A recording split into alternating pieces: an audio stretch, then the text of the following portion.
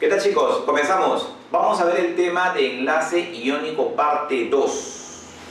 En este caso tenemos que analizar básicamente las propiedades de los compuestos iónicos. Es importante mencionar que un compuesto químico viene a ser una sustancia pura que proviene de la unión de dos o más elementos diferentes. Ok, no existe elemento iónico, lo que sí existe es compuesto iónico. Cuando uno habla de propiedad, hablamos de una característica. Es una característica, o también podríamos decir que es una cualidad. Estas características, diversas cualidades que podemos encontrar en los compuestos iónicos. Ahora la pregunta es, ¿por qué se menciona general o propiedades generales? Bueno, generales implica porque es la mayoría. O sea, la mayoría de compuestos iónicos van a cumplir con estas propiedades. Sin embargo, vamos a ver luego que hay una minoría de compuestos iónicos que pueden ser que escapen de esta generalidad. Vamos a comenzar con la parte relacionada a la composición. Cuando uno habla de la composición, tiene que ver de qué está hecho. Están presentes átomos de elementos metálicos y átomos de elementos no metálicos. Y estos compuestos puros vamos a agruparlo a modo de nomenclatura, a modo de las funciones inorgánicas en la función óxido. Ciertos óxidos, llamados los óxidos básicos, son los que presentan este tipo de enlace iónico. Vamos a ver ejemplo, el óxido de sodio, por ejemplo, es uno de los casos. El óxido de calcio es otro de ellos, ¿no? En el cual estos dos compuestos son de naturaleza iónica, porque el sodio y el calcio, ¿qué son? Metales, y el oxígeno, ¿qué es? No metal. Pero también existe otro grupo de compuestos químicos que se le llaman los peróxidos. Ejemplo, la clásica oxalita, que es esta sustancia química, peróxido de sodio, por ejemplo, o el caso del peróxido de calcio, que es el de acá. Miren la diferencia entre un óxido y un peróxido. Un poquito de nomenclatura, recordar que en los peróxidos el oxígeno tiene carga negativa 1 y en los óxidos el oxígeno tiene carga negativa 2. ¿Vale la pena ponerlo? Sí, creo que sí. ¿Saben por qué? Porque ya tú sabes que un compuesto iónico tiene carga positiva los cationes y negativa los aniones, ¿no? En el caso del sodio tiene carga positiva 1. Ahora sí, ¿no? Correcto. En cambio, en los peróxidos es diferente. En los peróxidos el oxígeno tiene carga negativa 1, ¿ya? O 1 menos también se le puede poner, ¿ya? Bueno, también tenemos compuestos iónicos que forman parte de la familia de los hidróxidos. Ejemplo, el hidróxido de potasio, cuya fórmula es esta de acá, o por ejemplo, el hidróxido de bario, podríamos decir el hidróxido de bario, que también es un compuesto de naturaleza iónica, ¿ya? En este caso, el potasio tendría carga positiva y el grupo OH tiene carga negativa, ¿ya? Se le suele poner un paréntesis, pero yo lo voy a dejar así, ¿ya? En el hidróxido de bario sería así, iones hidróxido, que son los OH, y el catión bario 2 positivo, ¿ya? Finalmente llegamos al mundo de las sales. Tú sabes que una sal es un compuesto iónico. En la sal tenemos catión, por ejemplo, el caso del litio, unido con el anión, por ejemplo, el cloro. Pero este litio sería litio más 1 y acá sería el cloruro. O sea, tengo cloruro de litio, que es una sal iónica, una sal aloidea. Y en el caso de otra sal, que es una sal oxisal, podría ser, por ejemplo, el sulfato de cobre. En este caso, El cobre tiene carga positiva 2 y el anión sulfato negativa 2. ¿Ya? Bien, son ejemplos de compuestos de tipo iónico. Como te das cuenta, jovencito, metal y no metal, ¿no? Hay metales y no metales presentes en la composición de los compuestos de tipo. Pero si usted puede ver acá, miren acá hay una pequeña personita y dice o hace la pregunta: siempre los compuestos iónicos presentan elemento metal y no metal como acá está anotado. La respuesta es no, jovencitos, ya que hay excepciones. Como te dije, son propiedades generales, pero hay ciertas excepciones. Y aquí tenemos dos que son muy importantes. Por ejemplo, los compuestos del berilio y aluminio, los compuestos binarios, anota, compuestos binarios del berilio y aluminio son covalentes. Por ejemplo, el berilio unido con el cloro es un compuesto covalente, a pesar de que el berilio es un metal y el cloro es un no metal. Igual ocurre con el aluminio, ¿no? Por ejemplo, el aluminio se une con el hidrógeno y forma a un hidruro.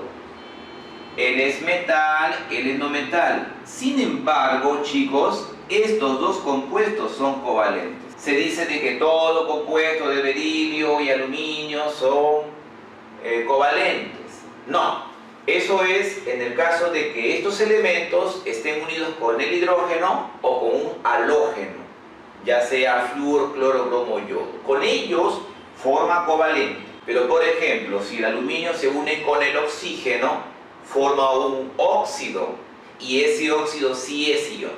Los compuestos del amonio, NH4 positivo, ¿ya? Los compuestos del amonio son iónicos. Ejemplo, el cloruro de amonio es un compuesto iónico, en el cual el anión cloruro se une con el catión amonio.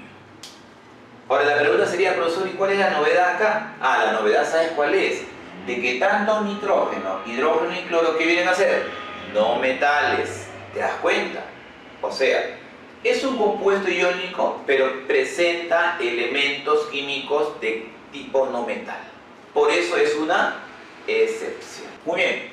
Ahora usted se preguntará, algo que también es importante, es que nosotros, por lo general, decimos que estas fórmulas nos representan a moléculas.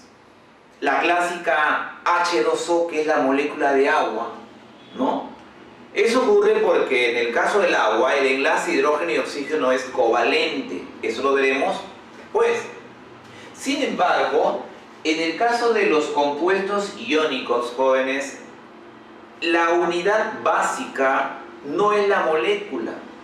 Yo no podría decir que un compuesto iónico está formado por un conjunto de moléculas. Eso no es correcto. Eso ocurre para covalente, para iónico no. La pregunta sería, profe, ¿ahora cómo se llamará?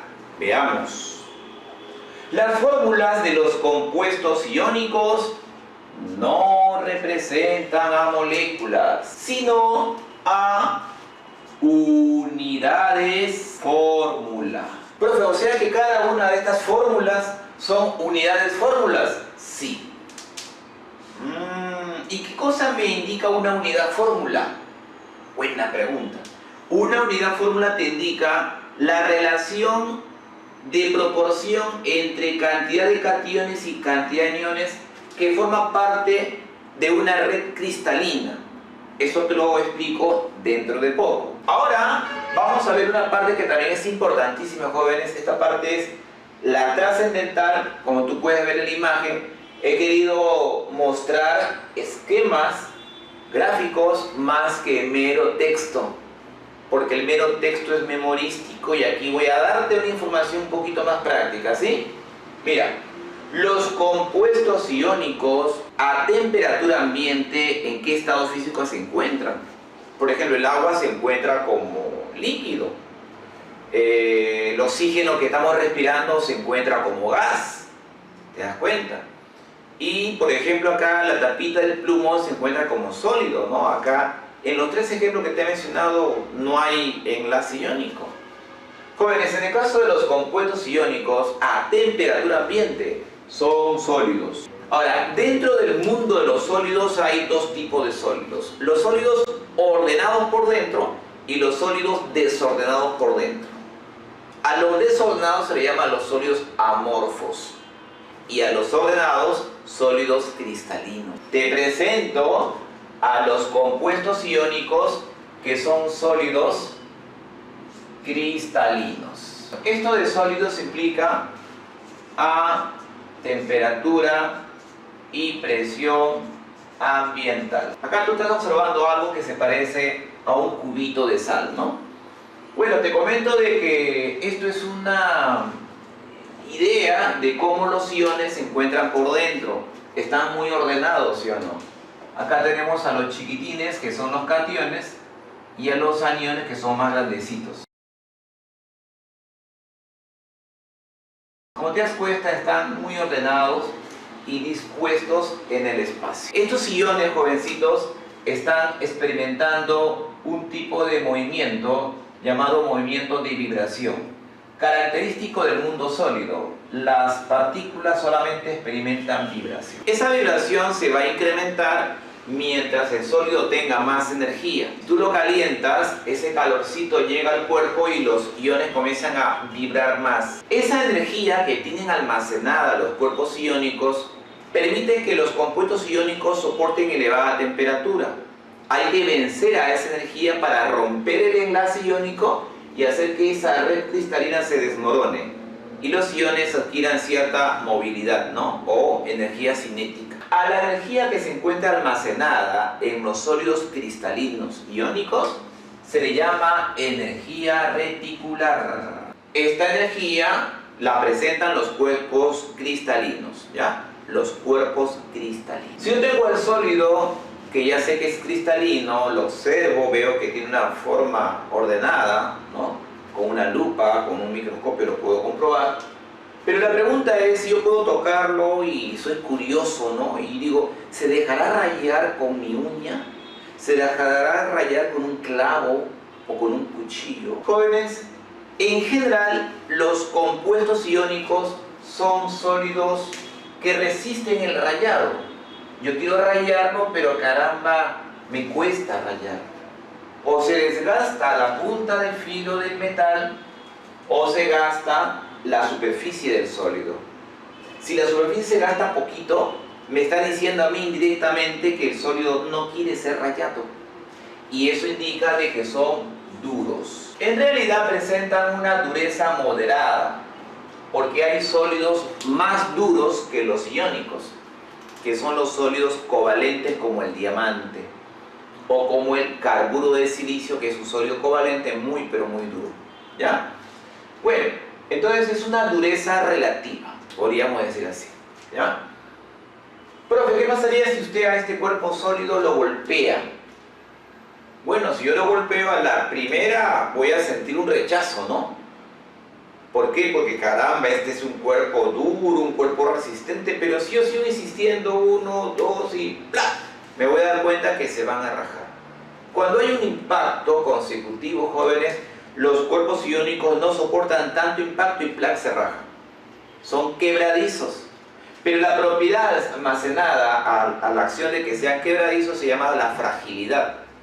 En otras palabras, son sólidos frágiles. O sea que tú lo puedes partir, lo puedes romper en pedacitos, ¿ya? Ok, eso es el estudio cuando está en estado sólido. Pero ahora voy a hacer lo siguiente. ¿Qué sucede si yo a este cuerpo que se encontraba a una temperatura ambiental lo caliento? O sea, si yo el sólido lo caliento. Bueno, me voy a dar cuenta, jóvenes, que este sólido iónico en realidad soporta gran cantidad de energía calórica que le puedo dar. Se calienta, se calienta, se calienta, pero no se derrite.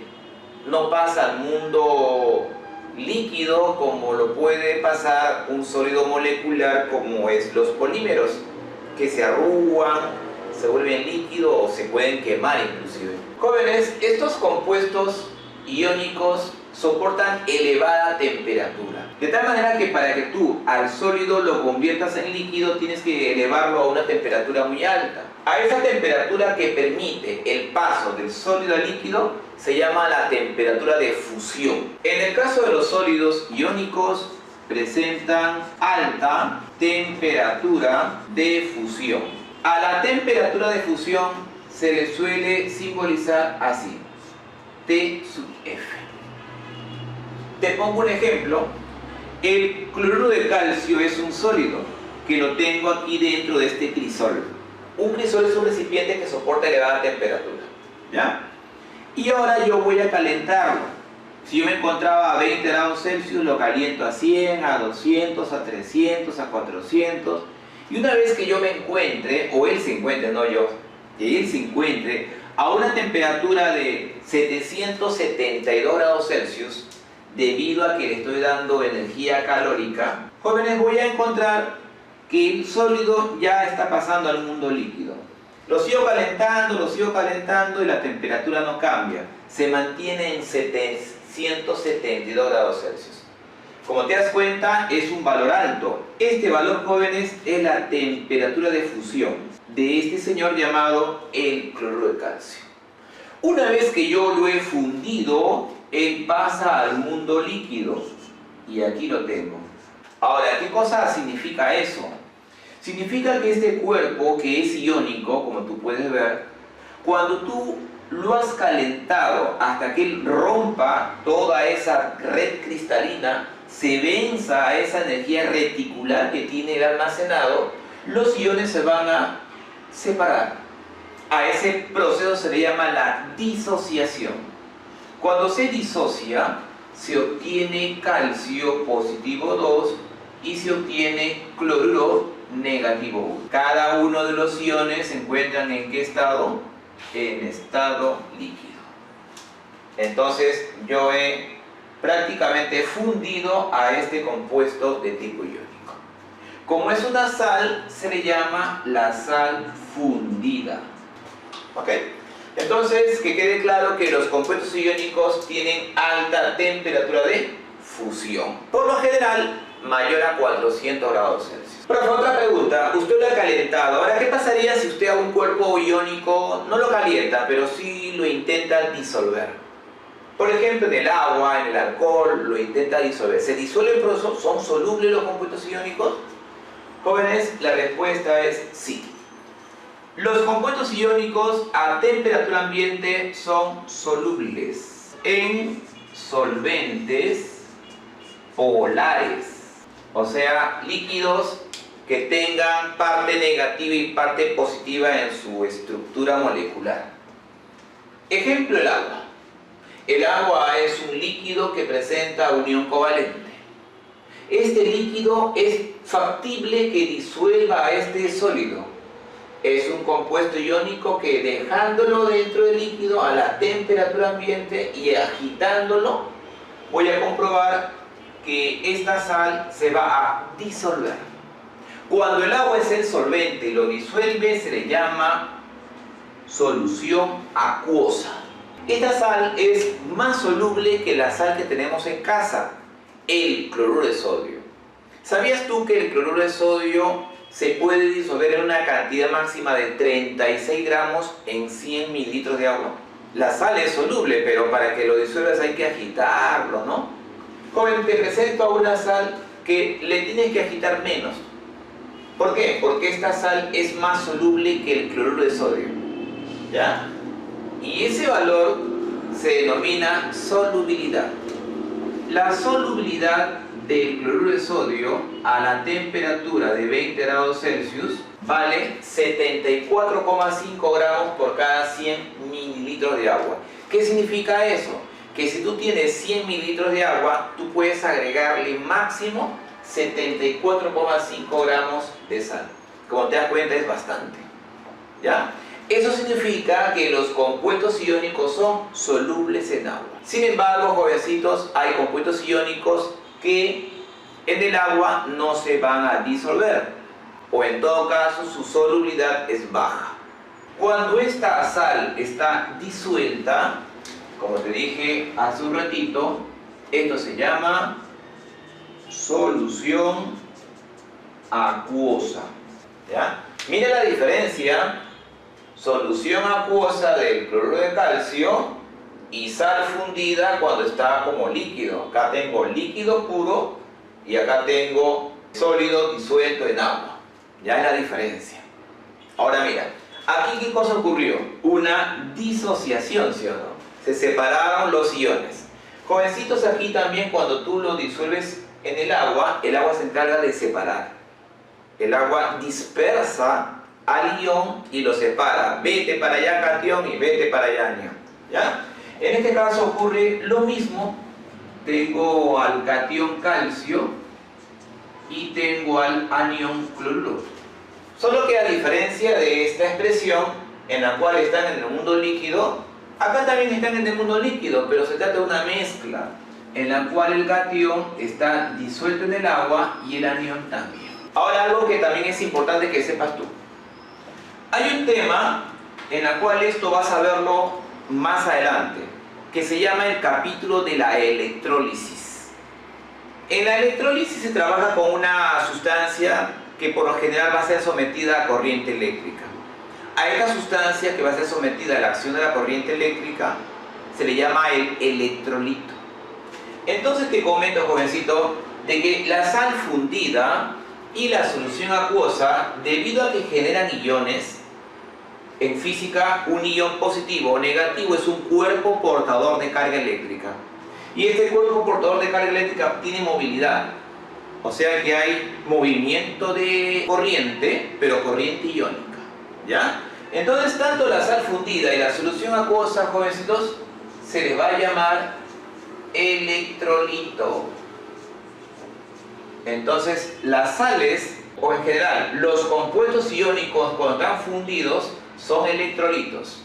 Cuando están en estado sólido, no lo son. ¿Por qué no lo son? Porque sus iones no se desplazan, solamente vibran. Pero cuando yo los fundo o cuando los disuelvo, los iones adquieren movilidad. Profe, o sea que es un medio conductor de la corriente. Exacto, jovencitos. Los electrolitos son medios conductores de la corriente. Profe, ¿conducen la corriente así como los metales? Sí. Por ello también se les llama conductores de segundo orden. Ok chicos, espero que esta parte también les haya gustado sobre el tema de propiedades generales de los compuestos iónicos.